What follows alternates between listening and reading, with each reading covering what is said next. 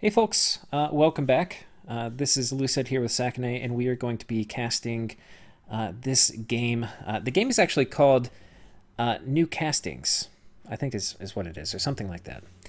But yeah, so last episode, if you missed it, we talked about all the nations, and then about the start locations, and we've got the actual turns here. So what we're going to do, I think, for this is we're going to. I don't really want to. There's going to be too many events each turn, and I want to keep this fast paced and fun. So I think what we're going to do is the same thing we did last time, where we went around in a grid looking at nation after nation, and we're just going to click on the map and kind of look at expansion rather than doing it from the menu. And that way, at the same time, we can talk about, instead of just reading the battle, we can talk about which direction they're expanding in and all of this stuff.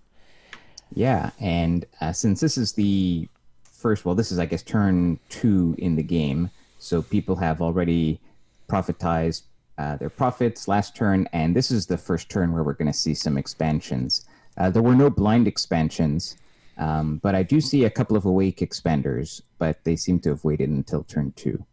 Yeah. So I guess let's pick a point and let's click. And also, in this round, it'll be a bit slower because we're going to pay attention to what everybody's bless is and sort of speculate about their builds.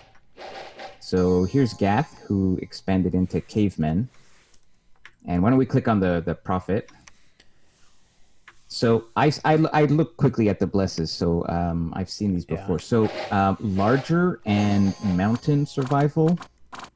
That seems very odd.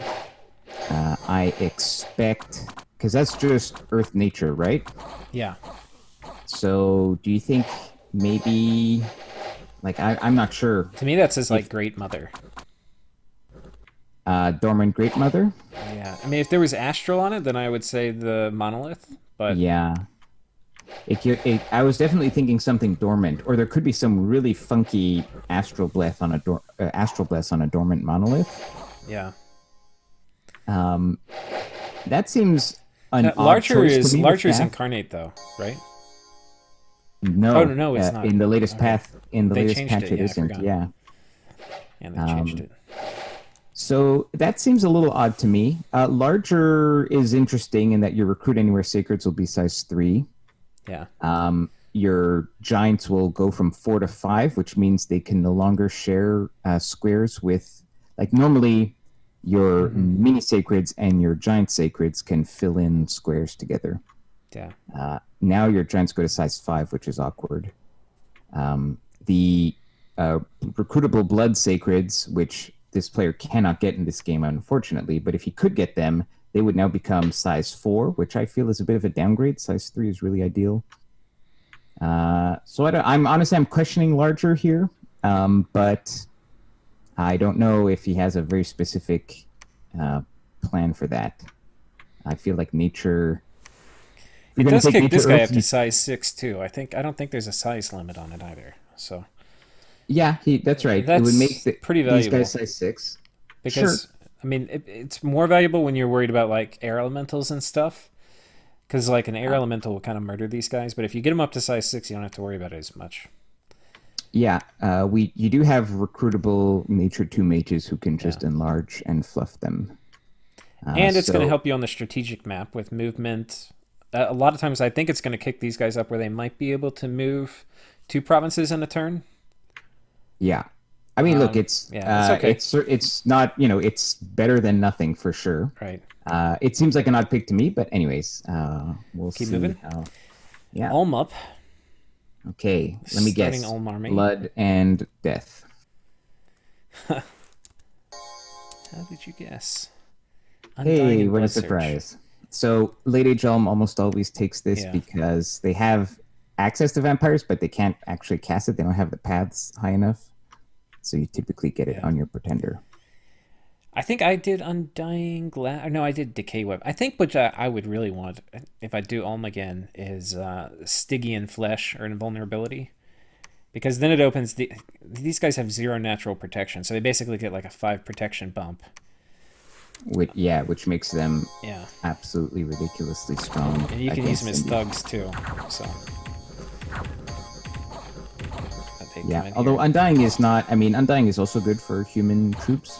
they live a lot longer. But Yeah, I mean, I prefer. I heavy agree with you. I protection like cav. I sticking. don't think that's the use case. I think it's just like you need death and you pick that. Yep. Okay. Gartha. Let's see what they're Get the doing here. blind fighters. That's ballsy recruiting them first. What did he do? Attack, shock resistance, defense. See, I think it's too light of a bless to get blind fighters. I think if you So this is an elemental rainbow. He just took 3 in each of the rainbow paths of the elemental paths, right? 3 fire, 3 air, 3 water, and 3 earth. Okay. I think if you have a bless this light, you just don't get blind fighters. Well, if you're not going to get blind fighters, why do you even bother with that kind of a bless, right? Well, they So I give guess- 2 oracles and stuff later, which are really good. But All right. then you probably do like resistances rather than. Yeah, exactly. So now it does give him some good magic diversity in terms of the Yeah. other elemental paths. Yeah. And I bet he's got killer skills with that. And then Joman. So far, nobody's failed an expansion. Yeah, and I'm not seeing an awake expander from Joman, so it'll be curious to see how he plans to go underwater. Yeah. All right, what's the bliss? Magic weapons. There we go. Attack so- +2 and undying. Not bad. So fire, astral, death. Yeah, there's a Titan that they have that has those paths. So I wonder if there isn't a dormant Titan here for Joman.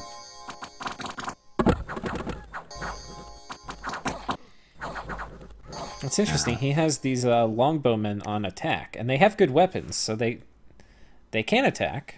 But you normally, and maybe that's the right way to do it. I agree with that might be. because in early expansion, the problem with archers is that they you friendly take too many fire. casualties. Yeah. If half your army is just shooting back with longbows, then whatever your melee chaff is in front is going to get melted by even militia. Yeah. So you kind of want them was to a good join call. the fight. Okay, and then we'll pop up. We'll do Atlantis now.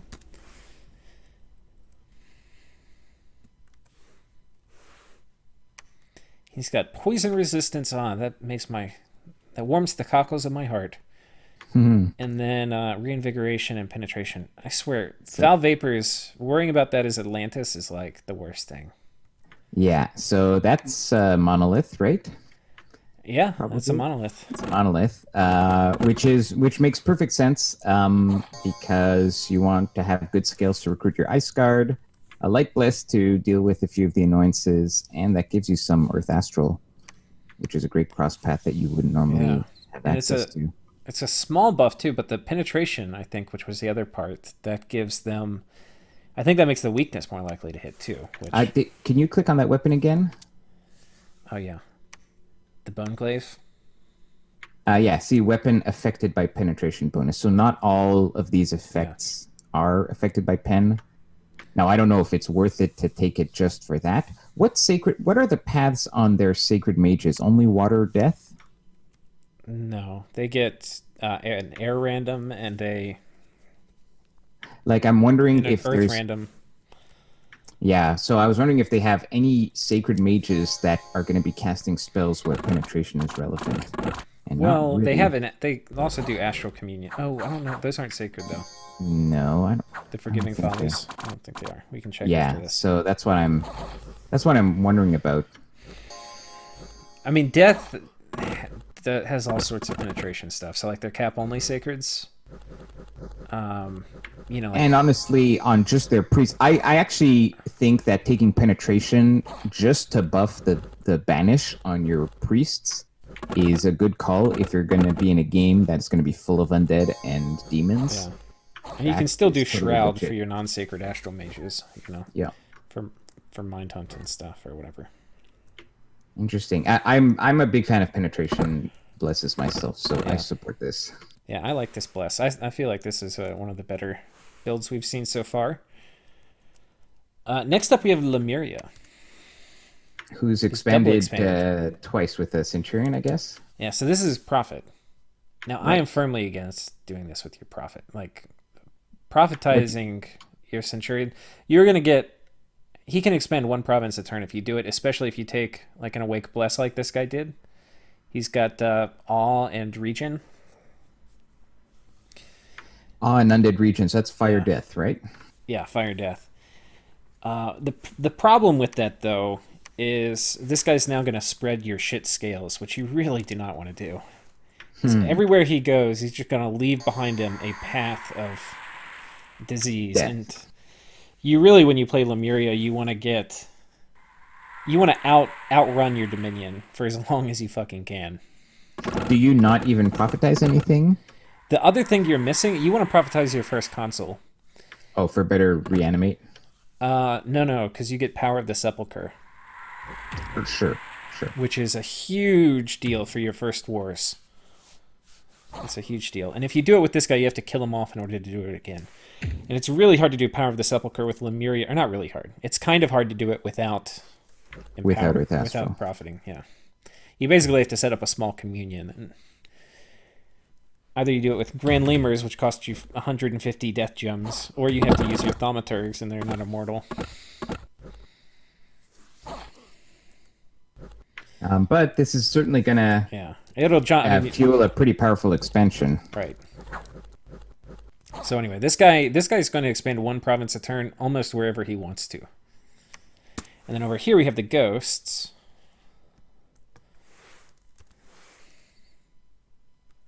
Who are shitty troops, but they're ethereal shitty troops, which are much better than non-ethereal shitty troops. So they'll expand quite fine. A lot of times when you're expanding, the human troops are going to run more than this. So these human troops actually lasted a while. So double expanding, so they're twice as big, well, almost, as anyone else.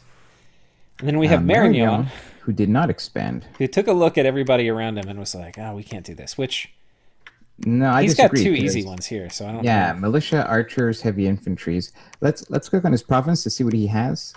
It looks like he got one of the... He hired the mercs, yeah. So maybe he was Now, waiting for that, but... To be fair, yeah, I think that's... you should practice, when you're joining a game, you should practice in a single-player environment and just figure out your expansion. Now, I'll admit that Marignon expansion is a little tricky to figure out, but just because, it's just their sacreds are pretty average. All their stuff is high resources, and nothing has shields, and there's a ton of crossbows in the late age. I feel like you just shit out City Guard. That would be my initial approach. Everything else is twice the resources. Yeah, if you're taking scales, shit out crossbowmen, for sure. But, yeah. Or you're doing a Wake Expander. But, they could have also had the scouting reports could have been bigger, and then they thought that they couldn't take it. But because we have spies, I think we have a more accurate scouting report. Yeah, we might have a more accurate report. Anyway, so we'll have to see next turn what their build is. But if you're worried about it, it's better to do that than to have this happen. So what did he... Okay, let's see what his build is, first of all. Wait, we have to wait for him to bless. Oh, wait, here's his profit. So he's got 2 Holy Threes. He's got shock resistance, defense skill. That's pure air. That is swiftness and shock. That's air 4 with nothing else. Yeah. So I'm presumably almost all scales. That could be like a dormant titan too, with a bit of an incarnate thing on the other.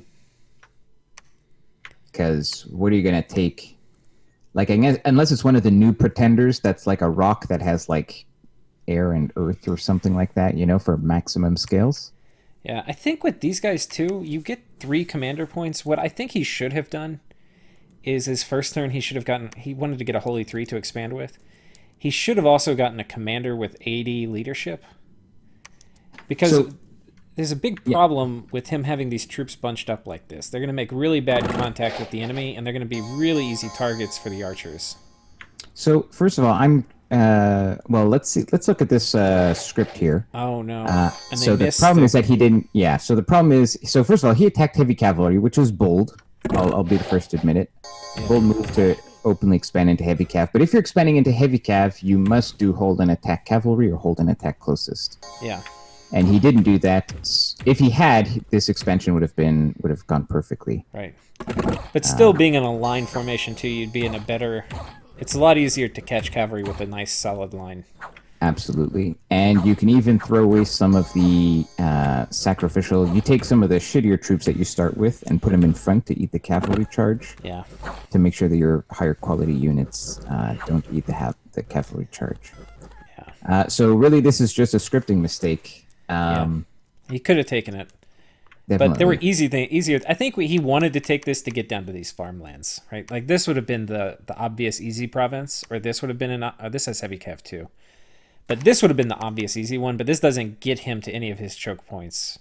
So I agree with that, except those, like that farmland to the southeast, is almost certainly always guarded by... So we can tell because they have the map ahead of time. So you can see that this is going to be a large farmland province. And those are almost always guarded by heavy cav, but if not, they have a ton of dudes. So But this isn't that bad. Well... It's probably like 15 heavy cav. I mean, that's going to be hard, but... Right. So the thing is, you can never take that with your... Unless you've got like a very strong bless and you're expanding with sacreds. Like if you're expanding with Boguru's troops, after they win their first expansion to then go on and fight heavy cav on the turn right after, I think is very ambitious. So maybe he does have 2 Holy Threes, and the smites actually... And this is applicable for every game, because you'll have a prophet. Smites go a long way to killing heavy cav, because a lot of why heavy cav are good is because of their high defense and their high protection, and that's all going to get bypassed with smite, and then they're just 10 HP troops. Absolutely, I agree. Anyways, but it would have been it's ballsy, but I think it's the right. I mean, if you're given this shit start position, you have to take some risks, and one of the risks is getting this province. So Boguru's taking a shit position and just failing first expand. Failing first expand. Oh god. And then we have Bysiax double expanding, but he's got an awake. So he's got an awake. What's this awake dude? A dragon. Az's kind of a badass. Unfortunately, and I when I was watching him, I just want to scream at him, dude, you have messed up your scripting so bad. Do not do this, guys. Do not have your pretender cast fireflies. Please do not do this. Watch, this is gonna... Okay, let's start this again. I want you to look at his fatigue, and I want you to look at how much damage this does. Fatigue is 100. Also, what's his bless? Just so we see. Fire resistance and then invulnerability. Oh, and heat aura. Heat aura. Does he have heat aura? Yeah, the fire is from the heat aura. Oh, okay. Oh, he gets +1 bless points. I was like, how does he afford that? Yeah. So he's got heat aura, and which gives an extra 10 FR. Okay, so this look how much chassis this has Fireflies does. By the way, the chassis has like 7 attacks per turn or whatever. That's a really good chassis. Whether it can survive bad scripting, though, we'll find out. So he's killed 1 guy. Okay, they're about to close in melee. He's killed 1 guy. Oh, he's at 28. That's not as bad. Okay. Well, because he's Fire 4, so 35. Fireflies, to be honest, isn't doing a lot of... Well, it got him to 35, which is not nothing. That's going to give him some penalty up here. And most importantly, you can see he was casting Firefly when they were here, and then he cast it again when they're here. You don't want to do this. What you want to do is you want to put this guy on fire. You can have him like hold fire. But you do not want to do hold and cast. You just have him chill out, let people run towards him, and then fire. Yeah. But he should be closing how much ammo is them. on the Dragon Breath? I think it's like 5 or 6. I don't remember. 4. Yeah. So I think you could do. I think you can script it 2 ways. I think you do like hold, or hold and fire, hold and fire, hold and fire, and then it's not very long range, so they can only really do it. Right, so that's what I mean. If you do hold and fire, then he'll just chill unless they're in range. Then he'll flame breath them. Oh, I see what you mean. Yeah. And then the only question is, do you put him on fire or do you do attack rear? I'd be tempted to do attack rear after the 5 initials to go for the commanders. Yeah, I think you get to pick. And in certain circumstances, one choice may be better than another. But this fire, once he actually uses it, it's just going to murder things. Like, it's very, very efficient. And see, I mean, yeah. Can you imagine if he did that while they were in a line running right towards him? But instead, he got a chest wound affliction, which is really shitty. And unfortunately, and we'll cover it next turn, but he's going to keep the same script, but now with the chest wound. And then those fireflies are actually going to start being very high fatigue. Yeah. And he's expanding up here. And it looks like he's expanding with his sacreds. He's recruited 2 and put them in front. Oh, wait, where are the sacreds? Oh, maybe I'm wrong. Those look like sacreds, but maybe they're just the dual wielders. Sorry, it looked like the 2 guys in front were sacreds, but they're not. Yeah, those are just his warbreads who are big. Yeah. Just big, beefy berserker Big, beefy dudes. So that was pretty effective. All right. Pythium, I know, Satis looked at this and was like, don't know. So I think that... So that may have been the right call. Honestly, like, guys, late age Satis units are just such garbage. They're relative like to late age. Yeah. They're early age units in the late age. Yeah. It's really embarrassing. So, on the one hand, I understand his reluctance, but the Desert Rangers are like the best troop. Yeah. I mean, you can always spam javelins. Yeah. But honestly, looking at the provinces around his cap, they don't look that nasty. So I think he totally could have expanded with javelin dudes. Yeah, I think massing, and I don't know, we don't know what scales he has, but just spamming it. Is that what he got? Yeah, he's got a lot of javelin dudes, and some of them look like the semi-naked variety, which I think is what I would do. He starts with those light infantry and city guards, and he's recruited some desert rangers. Okay. So he's gone for the higher quality troops, which is fine. I think this could have taken one of those militia provinces. I think one thing almost everybody can do to up their game for expansion is for your very first party, ignore the high quality dudes. I mean, if you have unspent resources, sure, do it. But like, even look at the recruitment points, 18, and compare it to this guy, 11. Right, and this guy's still going to get the same javelin. Yeah, I was going to say recruitment points aren't usually your limiting factor. Right. It's probably going to be resources. And the resources, it's 5 to 16. Yeah. So I would say that's true for these infantries. I think where that's different is if you have a nation with like heavy cav or like a high quality unit, then recruiting only 2 of them, like let's say, even if they weren't sacred, just 2 heavy cav in front of your army will like survive infinite militia. So that could work. But if it's javelin, then go for the cheap guys for sure. For your very first army, though, sometimes just numbers matter. Yeah. All right. So Satis being a little timid. Raga being timid also. Now Raga's got the issue because the Danes are expensive in many ways to get. Yeah. But you kind of need to get the ball rolling. No, he's recruited elephants. Oh, yeah, he did. Well, you should be able to expand with elephants. Yeah. With this. This would have been an easy expansion. So he has 2 elephants, and he chose not to expand. That seems a little timid. The 2 might have come from this turn, right? Because he's going to have more elephants that we're seeing now than he did last turn when he could have issued the orders. True, but on the first turn, you would have recruited... You can recruit like 2 or 3 elephants on the first turn. Probably only 2. Depending on your scales. Yeah. I mean, let's see. I think they're pretty high resources because they have... could be. Pretty good armor. That's one of the things they're notable for. Yeah, 60 resources. 62. You probably only get 1. I bet you he waited to get 2. Fair enough.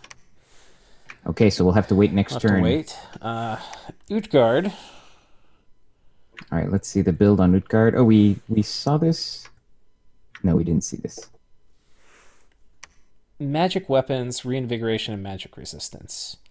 Basically for dealing with Lemuria. Hang on, magic weapons, magic resistance, and reinvig. That's Earth Astral. I bet you there's like a dormant regen, and it's a monolith. You think so? Yeah. Well, what chassis is just Earth Astral? Yeah, that's probably true. And you're not going to take Berserker because they're already Berserkers. So I bet this is like a dormant monolith with regen, which is good. I like it because the Gamherdings are strong enough that they don't even need regen to expand with, just because they have 40 hit points or whatever.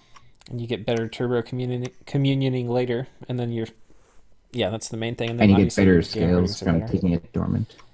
At least that's what I would do. Okay. We've done it, or did we do all? No, we didn't do these guys, did we? No, I don't think we've done this row yet. Okay. All right, so we're looking at Oh no, we did. We Do know this. what. We did do this. This is Ulm. Oh yeah, we did do but yeah, you're right. We did do did it. all of them. Okay, so I think we did all of them, right? Yeah. Let's go ahead and do next turn. I don't want to do one turn an episode. Yeah. Well, this one took a long while because we were trying to figure out what everyone's build was. Now we can just go and look at some of these battles. Yeah. Okay. So, we're not doing it from this screen. Let's do it from here. So, Gath making the decision to clear out Cap Ring rather than get to choke points. I actually think so. Maybe it'd be interesting to hear what your perspective is on this, but I feel that before, like, going to a choke point directly can be very risky because unless you have a very, very strong expansion strategy, often the attrition you'll take from your first battle means that it's very risky to take your second battle with the initial army. In my experience, I almost always reinforce my first expansion army with the second recruitment turn before starting to build like a second recruitment army. So, for example, in the case of Gath here, now he's got some. He didn't, I don't think, because he recruited mercs. He's got some Mercardis. He's got a merc, but he only has one commander, so he didn't reinforce. Yeah, he didn't do that. But for example, what I would be doing he's is working on Gath, his Gibbers right now for his second expansion. Yeah, he's doing a second. So I would have expanded west, for example, with the first expansion party, then gone north of the cap, but reinforced with the cap, so that now on this turn I could go into the plains with a stronger army that would have by then 4 or 5 Gibbers, depending on my scales. This is going to be tricky if he wants to get this plane. Exactly, because it's crossbows cav. and heavy. Yeah. Maybe he goes northeast. Yeah, this is probably easier. Or that one. No, I mean, that one's... Yeah. No, that one's also heavy cav, but it's mostly militia. Well, he's got Marcata, so they can... It's hard to say. It's hard to say. Both these are showing crossbow and militia, but... But we'll see how he scripts it, but I think he's going in the right direction. I think it's a good call to go for those planes. Then Ulm, also with the cap circle clear out. I guess we can look at the script. He's doing a hold attack rear with the cavalry, yep. Yeah. And getting your cap circle clear is more important the more resource constrained you are. Yes. Which is definitely going to be the case with Ulm and Gath. Well, not definitely. Gath probably has more low resource options than Ulm does.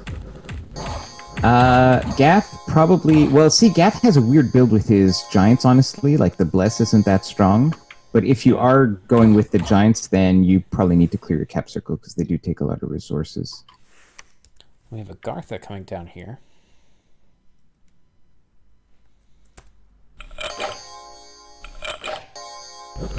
So if your nation has heavy infantry, expansion is pretty straightforward. The only thing you really have to worry about is like a ton of crossbows. And maybe avoid barbarians if you don't have your own archer support.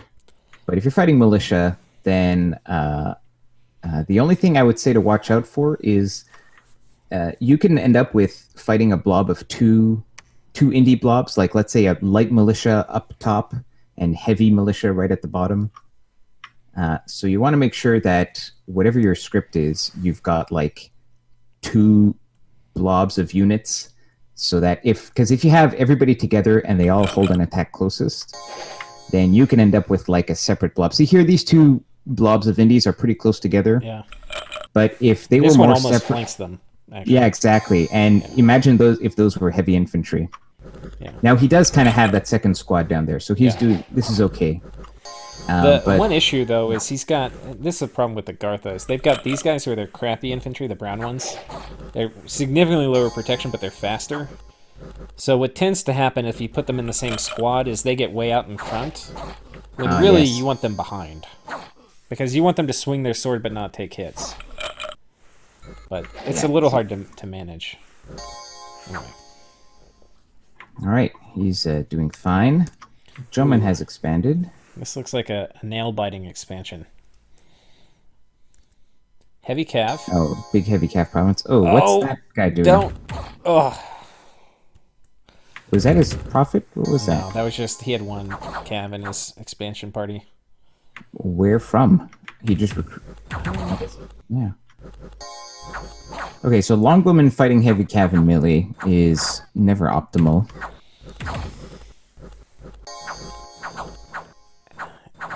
Yeah. So these heavy Cav really are taking very little from the normal attacks. Well, fortunately, all of the Roman troops have Yaris, which are length 4, so it looked like they were getting a lot of repels there, because the Roman troops are not taking a lot of damage. They weren't taking a lot of damage from the heavy cav, as much as I would have expected. Ooh, and then they break, but the prophet stays. Oh, shit. And then this guy's crippled, Alright. so he's like the last to run off. Jeez. But the prophet hasn't routed. What a hero. Oh, then he does Summit of Courage on them as they run by him, retreating. That's really funny. Don't run, guys. It's going to be okay. We got this, guys. We got this. Okay. Lemuria. 3 expansions or 2? 2, it looks like. The ghosts coming in.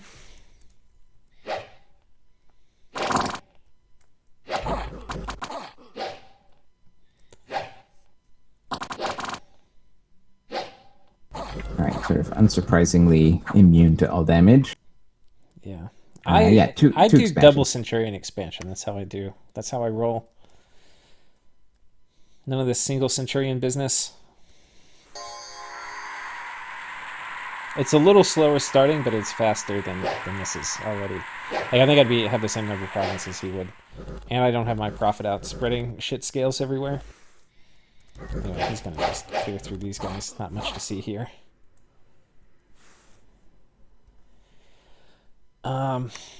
What does he have? Does it say what he's got? Oh, the Demilich was his commander. I mean, his god. I was seeing if it says if they have another Centurion here. I don't see it. I wonder what he's going to expand with next turn. I guess we'll find out. Looks like Marignon expanded.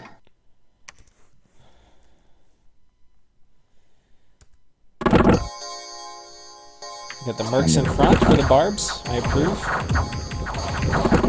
Yeah, excellent way to fight barbs with mercenaries. Alternatively, as Marignon, you can just wait for like your second or third expansion party and just take him out with a swarm of crossbows, but that works. Marignon also can do assassins. So I True. think it's something you want to consider, doing assassin expansion. It's going to kill your research for the early game, but it's worth thinking about. It'll probably... the way I think about assassin expansion, too, from my limited experience with it, is it's good if you don't push it too far. Like, think about getting like 4 extra provinces at it with like 2 or 3 assassin squads. Like two assassin squads are like 3 assassins per squad. That'll get you probably like 4 provinces. But if you keep building them later, it kind of has diminishing returns. Oh no. Well, Booger's he lost his last army. turn. Yeah, that's right. And so I think he's rebuilding now. Rebuilding. Does that make sense? You know, if you have this happen though, you like have to get mercs. Unfortunately, there's no good ones. Yeah, and they've been gotten by other people already. And then Atlantis. Moving into the forest. Not going to be a problem. Ice Guard against... no, they're not quite Ice Guard, but they're still... They just completely tore up the front line there. One of the issues with Atlantis is that because the game starts in the spring, your first expansions are going to be in the summer. Yeah. Before your Dominion spreads, so your troops are a bit weaker. Not quite as strong as advertised. Yeah, but only your good ones, right? So the ones that are blue, they have ice protection. This guy, ice protection 2. Yeah. These ones have ice protection 1, and then I think you have shitty ones that... Yeah, the Seal Hunters have none. And Seal Hunters have harpoons, too. I haven't really tested Seal Hunter expansion, but I feel like you want to be using the brown dudes until summer's over. Well, the harpoons are great for heavy cav, amongst other things. Yeah. So anyway, an successful second expansion here. Next up, we have Satis, who has already found their neighbor, Joman. Or Joman has found them, I think, is more likely. But this is Yeah, this they might just not his touch. first expansion? Yeah, because remember we thought he was being a little timid last time. So let's see what he's got. He's got the crappy dudes. That's what you start with. He's got a Sacred Serpent. These are going to boost your oh, morale, which actually is pretty important. Yeah, for these shitty troops. Actually, we might see. Can we see what his bless is? I don't think No, we he doesn't saw have this. no profit. Oh, and then just javelining his own dudes. Yeah. Oh. They're just such bad troops. The Desert Rangers are okay. They're just like average troops.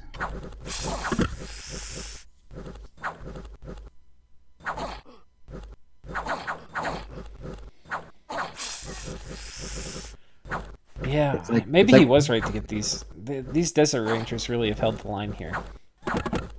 And if it were just these guys in melee, I mean, they just get torn to pieces. But he'd have like a lot of them. 30 of them. Yeah. So it's possible the javelin salvo plus a couple of contacts in melee could turn the tide. And then they have, I think, decent shields. Yeah, 4 parry. It's not bad. It's not great. So I guess the issue with javelin, like shitty javelineer expansion, is that it works better in the early ages than in the late ages. Because in the late ages, I mean, if you're fighting militia, it'll work. But there are more provinces in the late ages that do not have militia and that have heavy infantry or heavy cav or stuff like that. And javelins don't do shit against heavy cav or heavy infantry for that matter. Yeah, I think that's true. I'd have to test it more. I haven't really done javelin expansion in the late age, but I'll take your word for it there. Well, and just because it just doesn't have anything else, like all their troops are shitty javelineers. Like there's well, no, I did.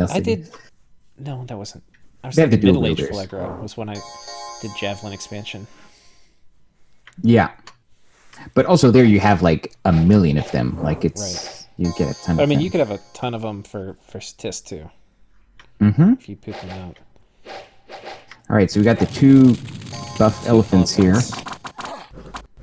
and it looks like he put them in a squad with 3 other guys.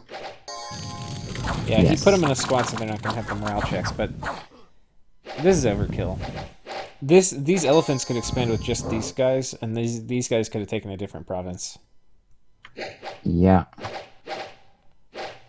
Well, especially a province that is just militia and archers. Yeah. 2 elephants will just wreck a lot of things. I mean, you don't want them to die, but especially something this easy, the elephants could have taken easily. And why don't let's look at those elephants. What are their stats? I think 18 protection. They get a bunch of attacks too, but this is only relevant if they find anything size 6. Yeah, it's 64 hit points, 18 protection. Yeah. They have shit morale, but that's actually going to be boosted up by these guys. So, because the morale is done at a squad level, and so it's going to be the average. So these guys are going to hop it up. Yeah. But with 64 HP, I mean, because basically, God, it's going to be hard. Plus, and you gotta get past that repel check to even touch them, right? The length 4, they have 2 length 4 spears. Like, oh yeah. Now it's only a 10 attack skill, but you're fighting indies. So. Well, and they're going to kill you so damn fast. You don't have many opportunities. Did these guys take any damage? 57, 59, yeah. These guys easily could have taken the province alone. I agree. And he could have sent the other people up this way, probably. Heavy infantry militia, that other squad could have taken this. Now, interestingly, Raga is surrounded by crystal Amazons. Yeah, which is, I mean, it's a little bit of a problem in the early game, but that's the kind of problem you want to have. That's pretty nice. Now, actually, no. Actually, you know what? That does kind of suck because Raga probably does not want to build any forts in its cap circle because you want to be recruiting those Zayadines. Now, the fact that you have 2 means that you could probably just lab and temple it up and recruit them slower. Well, you don't even need a temple, right? The crystal Amazons. Yes, fair enough. Yeah. Just with the lab, yeah. So that's what you do. Then Utgard coming through.